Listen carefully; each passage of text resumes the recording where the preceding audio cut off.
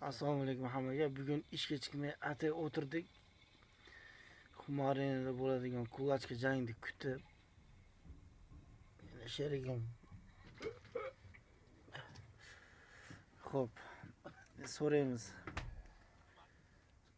Qashqadaryolik Bobur yutadimi yoki Denis Yulilinmi? O'zimiznikilarga omad tilaymiz.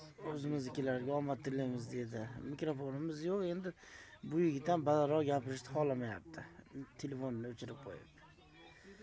Bobur yutadi, xudo xolasa. Bobur Gorilla yutadimi yoki Paxammi? Shamil Galimov. Endi bunga nima deyish qiyin, ikkalasi ham yaxshi sportsmenlar, tajribasi yaxshi. O'zimiznikilarga Bobur Gorilla yutadi. Bobur Gorilla onasini emsini udarlari tosh. Yoradi. Xudo xolasa. Abbi yutadimi yoki Mauglimi? Abbi hali internetda yulduz bola. Deydiganmi? Ha, 70-75 tandir go'sht, voyda. bola. Lekin Maugli seriozroq bola. Abbi omad. Xo'p. Xumoyni yutadimi yoki Ali Ruskimi? Xumoyni yutadi. Menimcha. Shahobiddin yutadimi yoki bildir qilayotgan Qozonmi? Shahobiddin 2-2 yutadi, 100%. Shahobiddin bu yerda rasmini pastga qo'yib qo'yibdi.